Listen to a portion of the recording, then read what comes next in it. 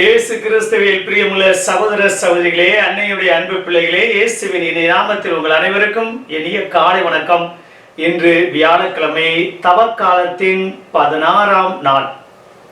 பிரியமான சகோதர சகோதரிகளே, இன்றைய நாளில் நீங்க தொடங்கக்கூடிய எல்லா காரியங்களையும், வாழ்வையும், பயணத்தையும், பிள்ளையுடைய படிப்பையும், தேர்வையும் ஆண்டவர் ஆசீர்வதிக்கின்றார். நீங்க எல்லாரும் நல்லா இருக்கணும்.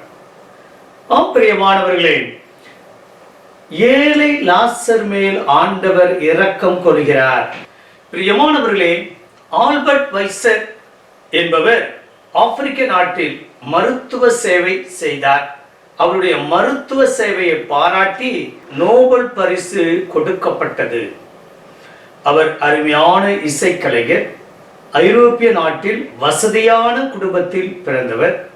இவ்வளவு வசதிகள் இருந்தும் அவர் ஆப்பிரிக்க நாட்டிற்கு சென்று மருத்துவராக சீரும் சிறப்புமாக பல ஆண்டுகள் பணியாற்றிய காரணத்தால் நோபல் பரிசு பெற்றார் என்றால் அது மிகையாகாது.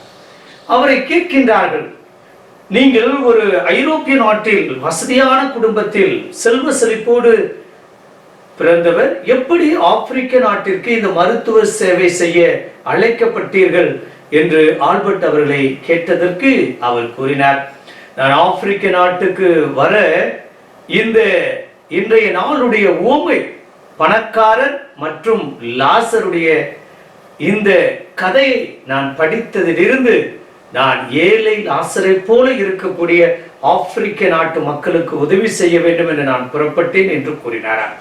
பிரியமான சகோதர சகோதரிகளே, இந்த நாளிலும் கூட பணக்காரர் ஏழை லாசர். பணக்காரன் அவன் பணக்காரனாக இருந்ததால் ஆண்டவர் அவனை தண்டிக்கவில்லை. ஆனால் பணக்காரனாக இருந்தும் அவருடைய வீட்டுக்கு அருகாமையில் இருந்த, வீட்டு வெளியில வாசப்படியில இருந்த அந்த ஏழை லாசரை அவர் கண்டுகொள்ளவில்லை. இங்கு கண்டுகொள்ளாமையே பாவமாக கருதப்படுகிறது. கண்டுகொள்ளவில்லை. அந்த மேஜையில் விழக்கூடிய அந்த சாப்பாட்டை நாய்கள் திங்கும். அந்த நாய்கள் திங்கக்கூடிய அந்த எச்சியில சாப்பாட்டை சாப்பிட்டு பிழைப்பு நடத்தியவர் தான் லாசர். பிரியமான சகோதர சகோதரிகளே, என்ன நடக்கின்றது? பணக்காரர் நரகத்துக்கு செல்கின்றார். ஏழை லாசரோ ஆபிரகாம் மடியில அமர்ந்திருக்கின்றார். இந்த நெருப்பில் வெந்து கொண்டிருக்கக்கூடிய அந்த பணக்காரர் ஆபிரகாமை பார்த்து என்ன கூறுகிறார்? லாசர், ஒரு சொட்டு தண்ணீரால் என் நாவை நலைக்கட்டும், அல்லது இறைவாக்கினரை அனுப்புங்கள், இனிமேல் யாரும் இந்த நரகத்திற்கு வரக்கூடாது, என்னுடைய குடும்பமே ஆசீர்வதிக்கப்பட வேண்டும், ரட்சிக்கப்பட வேண்டும், விண்ணகம் செல்ல வேண்டும் என்பது அவனுடைய கோரிக்கையாக இருக்கின்றது, வேண்டுதலையாக இருக்கின்றது. எப்போது கடந்த பிறகு கண்டுகொள்ளாமை கண்டிப்பாக நிச்சயமாக அதுவும் பாவமே. இன்றைய நாளில் லாசரை போல எத்தனையோ நபர்கள் நம்ம குடும்பத்தில் இருந்தாலும் அவர்களை கண்டுகொள்வதில்லை. கணவன் மனைவியை, மனைவி கணவனை, பிள்ளைகளை பெற்றோரை, பெற்றோர் பிள்ளைகளை, அல்லது சகோதர சகோதரிகளை கண்டுகொள்வதில்லை. கண்டுகொள்ளாமை நம்மை நரகத்திற்கு அழைத்து செல்லும். பிரியமான சகோதர சகோதரிகளே, இன்றைய நாளில் கண்டுகொள்ள வேண்டும், அவருடைய தேவைகளை பூர்த்தி செய்ய வேண்டும். நான் மட்டும் வசதி வாய்ப்போடு வாழ வேண்டும், 3 வேளை சாப்பாடோடு வாழ வேண்டும், சொகுசான வாழ்க்கை வாழ வேண்டும் என்பது யதார்த்தமான உண்மைதான். ஆனால் என்னை போல மற்றவர்களும், என்னை போல இன்னும் மற்றவர்களும் நிறைவான வாழ்க்கை வாழ வேண்டும், எல்லாரும் நல்லா இருக்கணும் என்று நினைத்தாலே போதும்.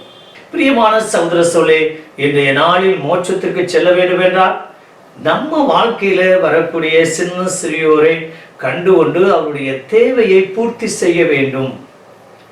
அல்லது நம்ம குடும்பத்தில் இருக்கக்கூடிய நபர்களுக்கு என்ன தேவை என்பதை புரிந்து அறிந்து அவர்களை கவனிக்க வேண்டும். அல்லது அவருடைய எண்ணங்களை, ஆசைகளை பூர்த்தி செய்ய வேண்டும். நிறைய நேரங்களில் அலட்சியப்படுத்துவது, கண்டுகொள்ளாமை அல்லது அவர்களை வித்தியாசமான ஒரு பொருட்டாகவே எண்ணுவதில்லை. இவை அத்தனையும் இந்த தவக்காலத்தை தவிர்த்து கண்டுகொண்டு எது தேவையோ என்னுடைய குடும்பத்தில், என்னுடைய தெருவில் அல்லது எங்கு இருக்கின்றனோ அங்கு நான் கண்டுகொள்ளக்கூடிய அந்த ஆற்றலை கொடுக்கும்படி, அவர்களுடைய தேவைகளை பூர்த்தி செய்ய அந்த பணக்காரரை போல இல்லாமல் அந்த ஏழை லாசரை போல நானும் ஒரு நாள் ஆபிரகாமுடைய மடியில நான் இருக்கணும். இணைந்து ஜெபிப்போமா? பரலோக தந்தையே, இறைவா, இந்த அருமையான இனிமையான நாளுக்காக உமக்கு நன்றி செலுத்துகிறோம் தகப்பனே. பணக்காரர் என்பதற்காக அவர் நரகத்திற்கு சென்றார் என்பது அல்ல, அவருடைய கண்டுகொள்ளாமை.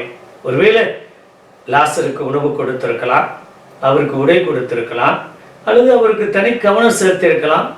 வீட்டுக்குள்ள வரணும் என்பதில்லை, யார்ட்டையாவது ஒவ்வொரு நாளும் சாப்பாடு கொடுத்து விட்டுருக்கலாம். அப்பா தகப்பனை கண்டுகொள்ளவே இல்லை. ஆனால் விண்ணக சென்ற பிறகு அவர் லாசரை கண்டுகொள்கிறார். இருக்கின்ற போது கண்டுகொள்ளாமல் கடைசி காலத்துல கண்டுகொள்வதால் என்ன பயன்? ஆண்டவரே, நாங்கள் அப்படித்தான்.